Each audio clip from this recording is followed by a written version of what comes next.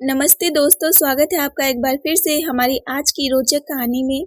हमारी आज की कहानी एक माँ बेटे की सच्ची कहानी है। तो दोस्तों, कहानी को लास्ट तक जरूर सुनिएगा, जिसमें एक बेटे ने माँ के साथ किया। मेरा नाम राहुल है और मेरी उम्र 20 साल है। अभी अभी मेरी इंटर की पढ़ाई पूरी हुई है और सब कुछ अच्छा ही चल रहा था कि इसी बीच मेरे पापा इस दुनिया को छोड़कर चले गए। उसके बाद मैं अपनी मम्मी के साथ किया। मेरे पापा ने 1 साल पहले ही अपनी दूसरी शादी की थी, क्योंकि मेरी सगी माँ का कैंसर की वजह से देहांत हो गया था, जिसकी वजह से मेरी बुआ ने मेरे पापा की दूसरी शादी करवा दी, ये बोलकर कि जब वो आएगी तो मेरा और मेरी छोटी बहन का देखभाल करेगी। मेरे पापा ने मेरी बुआ का बात मानकर दूसरी शादी कर ली, ताकि वो मेरा और मेरी छोटी बहन का अच्छे से ख्याल रख सके। और हुआ भी वही। मेरी सौतेली माँ मेरा और मेरी छोटी बहन का अच्छे से देखरेख किया करती थी और एक बार फिर से हमारा परिवार अच्छे से खुशी खुशी जिंदगी जी रहे थे। मेरी सौतेली माँ दिखने में बहुत ही खूबसूरत और हसीन थी। उनकी आंखें बहुत बड़ी बड़ी और नशीली थी और वो बहुत ही ज्यादा गोरी थी। हर कोई उन्हें देखता ही रह जाता था। जब भी वो चलती थी तो उनके बाल कमर तक लहराते रहते थे, जिससे उनकी खूबसूरती पर 4 चांद लग जाया करता था। दोस्तों, मेरी सौतेली माँ का नाम काजल था और उनकी उम्र अभी 30 साल है, जबकि देखा जाए तो मेरे पापा की उम्र 35 साल की है। मैं एक बात बहुत दिनों से समझ नहीं पा रहा था कि पता नहीं क्यों मेरी सौतेली माँ मुझे बहुत ध्यान से और घूर घूर के देखा करती थी। सब कुछ अच्छा चल रहा था। मैं भी बहुत खुश था कि मेरी माँ इतनी सुंदर और अच्छी मुझे मिली है। और अगर कोई मेरी माँ की तारीफ करता था कि अरे राहुल, तेरी माँ तो बहुत ही खूबसूरत है, तब मैं उनकी तारीफों से खुश हो जाया करता था। क्योंकि वो सौतेली थी तो क्या हुआ, थी तो मेरी माँ। एक दिन अचानक से हमारे ऊपर इतनी बड़ी मुसीबत आन पड़ी कि हमने इसके बारे में कभी सोचा भी नहीं था। एक दिन मेरे पापा का अचानक से कार एक्सीडेंट में उनकी मौत हो गई और वो भी इस दुनिया को और हम सबको हमेशा के लिए छोड़कर चले गए। जब मेरे पापा का देहांत हुआ तब से पूरे घर की जिम्मेदारी मेरे ऊपर आ गई, क्योंकि मैं घर में बड़ा था। मेरी बहन मुझसे 3 साल छोटी थी, जिसकी वजह से मुझे इस पूरे घर को संभालना था और घर चलाने के लिए कुछ पैसे की ज़रूरत थी। और अब मुझे पैसा कमाना था, क्योंकि बिना पैसे का तो कोई भी घर नहीं चल सकता, जिसकी वजह से मैंने अपनी आगे की पढ़ाई भी छोड़ दी। उसके बाद मैं एक प्राइवेट कंपनी में काम करने लगा और मैं अच्छे से घर की जिम्मेदारी संभाल ली थी। घर का माहौल अब धीरे धीरे बदलने लगा था। मेरी सैलरी तो कम था, लेकिन अब घर अच्छे से चल रहा था। मेरे पापा को गुजरे 2 साल हो गया था। मैं अपनी सौतेली माँ के साथ कुछ करना चाह रहा था। घर का सारा खर्चा मैं ही उठा रहा था और जब भी पैसे की ज़रूरत पड़ती तो मैं ही दिया करता था। इसीलिए घर का कोई भी छोटा से छोटा काम भी मुझसे पूछ कर ही होता था। यहाँ तक कि मेरी सौतेली माँ भी कोई भी काम मुझसे पूछ कर ही किया करती थी। मैं बहुत मेहनत करके पैसे कमा रहा था, लेकिन धीरे धीरे मुझे पता चला कि मजदूरी करके मैं अकेले घर नहीं चला पाऊंगा। इसीलिए मैंने बैंक से लोन ले लिया और एक राशन का दुकान खोल दिया। उसके बाद मुझे पता चला कि ये मेरा राशन का दुकान खोलने का फैसला बहुत ही अच्छा और फायदेमंद साबित हुआ।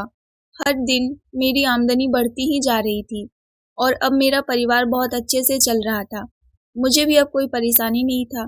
पहले जिस घर में हम लोग रहते थे, वो घर बहुत ही छोटा सा था, जिसमें एक रूम और एक किचन और एक बाथरूम था, जिसकी वजह से मैं और मेरी छोटी बहन और मेरी सौतेली माँ तीनों एक साथ ही सोया करते थे। इसीलिए मैंने दूसरा रूम ले लिया, जिसमें 3 रूम, एक किचन और एक बाथरूम था। घर बड़ा होने की वजह से मेरी बहन एक रूम में सोया करती थी और मेरी सौतेली माँ दूसरे रूम में, और मैं अकेले एक रूम में सोया करता था। मैं चाहता था कि किसी को कोई परेशानी ना हो। दोस्तों, धीरे धीरे मेरी माँ का व्यवहार बदलने लगा था। वो मुझ पर ज़्यादा ही ध्यान देने लगी थी, लेकिन मैं अभी ये बात समझ नहीं पा रहा था कि वो मुझसे आखिर क्या चाहती हैं, क्योंकि वो खुलकर मुझसे कोई बात कह नहीं पाती थी। मैं अपनी बहन का एडमिशन एक अच्छे से कॉलेज में देखकर करवा दिया। वो रोज अपनी कॉलेज पढ़ाई करने जाने लगी। अब तो घर पर अकेले सिर्फ मेरी सौतेली माँ ही बचा करती थी, क्योंकि मैं भी अपनी राशन की दुकान पर 10 बजे से चला जाया करता था। एक दिन मैं दुकान पर नहीं गया था, क्योंकि मेरी तबीयत कुछ ठीक नहीं लग रही थी।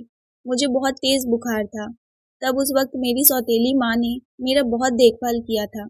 उन्होंने हर वक्त मेरे पास आकर मेरे सिर पर पट्टी रखी और बहुत अच्छे से मेरा देखभाल की। मैं अपनी माँ को देखकर हैरान था कि वो कितने अच्छे से मेरा देखभाल की, और मुझे विश्वास ही नहीं हो रहा था कि मेरी माँ मेरे लिए इतना भी कर सकती हैं। लेकिन मेरी माँ की निगाहें कुछ और ही थी। वो मुझे किसी और नज़र से ही देख रही थी। मैं इस बात को समझ नहीं पाया था। खैर, अगली सुबह मेरी तबीयत ठीक हो गई थी, तो मैं सुबह में अपनी दुकान चला गया था। उसी दिन की बात है, मुझे कुछ अजीब लग रहा था, तो मैं जल्दी ही घर पर वापस आ गया। अचानक मेरी नज़र माँ के कमरे पर गई, तो मैंने देखा कि मेरी माँ अपने कमरे का दरवाज़ा बंद की हैं। मैंने देखा कि उनका खिड़की खुला है। फिर मैं खिड़की से झाँक कर देखा तो मैं हैरान रह गया। मेरी माँ फ़ोन में कुछ देख रही थी। मैंने उस वक़्त उन पर ध्यान नहीं दिया और उस टाइम मैं उन्हें कुछ बोला भी नहीं। लेकिन मैं समझ गया था कि मेरी माँ चाहती हैं कि वो भी कुछ ऐसा करे। मैं चुप रहा और उस दिन उन्हें कुछ भी ना बोला। खैर, ये तो मैं पहले से ही चाहता था कि मैं अपनी सौतेली माँ के साथ। कुछ देर बाद मैं फिर से दुकान पर चला गया और जब शाम को घर वापस आया तो मेरी सौतेली माँ मुझे कहने लगी कि बेटा, मुझे मार्केट जाना है, क्या तुम मुझे लेते चलोगे? मैंने कहा हाँ बिल्कुल। वो बोली मुझे वहाँ पर कुछ कपड़े और कुछ सामान खरीदना है। तो मैंने कहा हाँ ठीक है, आप चलो, मैं बाइक निकालता हूँ। आज मंगलवार था। जिस एरिया में मैं रहता था वहाँ पर मंगलवार को मार्केट बंद रहा करता था, तो आज मुझे दुकान पर भी नहीं जाना था। मैं जब बाइक से अपनी माँ को लेकर जा रहा था, तो मैंने ध्यान दिया कि मेरी माँ कहीं और ही गुम है। वो शायद कुछ सोच रही थी। उस वक्त मैंने अपनी माँ से कहा, मम्मी क्या आपको पापा की याद नहीं आती है? तभी वो बोली, बेटा याद तो आती है, लेकिन अब क्या कर सकते हैं? जो इस दुनिया से चला गया है, उसे वापस तो नहीं ला सकते ना। बस यही सोचकर अपने आप को समझा लेती हूँ। और ऐसे ही हम लोग आपस में कुछ-कुछ बातें करते-करते मार्केट तक पहुँच गए थे। तब मैं अपने राशन की दुकान के लिए कुछ सामान लेने चला गया और मेरी माँ कपड़े की दुकान पर कपड़ा लेने चली गई। उन्होंने मेरी छोटी बहन के लिए और मेरे लिए भी कपड़ा लिया। मैं राशन का सामान लेकर एक ऑटो रिज़र्व कर लिया और ऑटो वाले को बता दिया था कि मेरे दुकान के सामने ये सब सामान उतार देना। ऑटो वाले ने कहा ठीक है साहब, और मैं अपनी माँ को लेकर बाइक पर बैठ गया और बाइक चला रहा था कि मैंने देखा आगे का रोड खराब था। तो मैंने अचानक से ब्रेक लगा दिया। तभी मम्मी ने मुझे ज़ोर से पकड़ लिया। फिर अचानक मेरी मम्मी की नज़र एक औरत पर पड़ी, जो कि उनकी बचपन की दोस्त थी। मेरी मम्मी ने कहा, राहुल बेटा, थोड़ा-सा बाइक साइड में लगा दो। मुझे मेरी दोस्त से कुछ बात करनी है। बहुत दिनों के बाद मुझे दिखी है। मैंने कहा, ठीक है माँ। मैं बाइक को साइड में लगा दिया और मैं बाइक के पास खड़ा हो गया। मेरी माँ उस औरत के पास जाकर कुछ बातें करने लगी। उस औरत का नाम अनीता था। वो मेरी माँ से बोली, और कैसी हो कोमल? मेरी माँ बोली, क्या बताऊँ यार कैसी हूँ। मेरे पति को गुजरे 2 साल हो गए हैं और तब से मैं खुश नहीं रह पाती हूँ। तभी वो आंटी बोली, अरे तो तुम्हारा बेटा है ना, तुम मुझसे एक बार बात करके तो देखो, क्या पता वो तुम्हारी परेशानी दूर कर दे। मेरी माँ बोली, अच्छा चलो ठीक है, मैं सोचती हूँ कुछ इस बारे में। अब मुझसे रहा नहीं गया और तभी मैं उनके पास आ गया। वो दोनों एकदम से चुप हो गई और बात को ही बदल दी। मैंने उस औरत का पैर छूकर प्रणाम किया। आंटी बोली, खुश रहो बेटा, और वो मम्मी को इशारा की, कोमल ये तो बहुत ही संस्कारी और अच्छा बेटा है तुम्हारा। मेरी माँ ने कहा, हाँ ये बात तो है। फिर हम लोग अपने घर के लिए निकल गए। रात को हम सब खाना खा रहे थे, तभी मेरी माँ मुझे अजीब नज़रों से घूर रही थी। मैंने उनसे कहा, क्या हुआ माँ? लेकिन वो मुझसे कुछ कह नहीं पा रही थी। फिर हम सब खाना खाकर अपने रूम में सोने चले गए। अगली सुबह जब मेरी बहन स्कूल गई, तब मेरी सौतेली माँ मेरे पास आई और मुझे कहने लगी, राहुल बेटा, मैं तुमसे बहुत दिनों से एक बात कहना चाहती हूँ, पर बोल नहीं पाती हूँ। मैंने कहा, हाँ माँ बोलो, क्या बात है? आप टेंशन ना लो, आपका ही बेटा हूँ ना। उन्होंने कहा, मुझे कुछ पैसे की ज़रूरत है। मैंने कहा, क्या हुआ माँ, कोई बात है? उन्होंने कहा, हाँ, मैं सिलाई का काम शुरू करना चाहती हूँ। मैंने कहा, ये तो बहुत अच्छी बात है। मैंने माँ को कहा, कितने पैसे चाहिए? उन्होंने कहा, बस एक सिलाई मशीन खरीदना है। मैंने माँ के लिए सिलाई मशीन ही खरीद कर दे दिया और उनको 3,000 रुपये भी दिए, जिससे मेरी माँ बहुत खुश हो गई। दोस्तों, उस दिन मेरी माँ दरवाज़ा बंद करके फ़ोन में सिलाई का काम ही देख रही थी। मेरी माँ ने मेरे सिर पर हाथ रखकर मुझसे कहा, बेटा मैं बहुत खुश हूँ कि तुम जैसा बेटा मुझे मिला, जिसने बिना सवाल जवाब किए ही मुझे सिलाई मशीन भी दिलाई और मेरे हाथ पर कुछ पैसे भी दिए। मैंने अपनी माँ से कहा, माँ एक बात बताओ, क्या हुआ अगर आप मेरी सौतेली माँ हो, लेकिन हो तो आप मेरी माँ, तो बेटा होने के नाते मेरा इतना फ़र्ज़ तो बनता है। और वैसे भी मैंने उस दिन देख लिया था कि आप फ़ोन में दुकान खोलने के बारे में देख रही थी और आपको तो सिलाई पहले से ही आता है। तो आप बहुत अच्छे से दुकान चला लेंगी।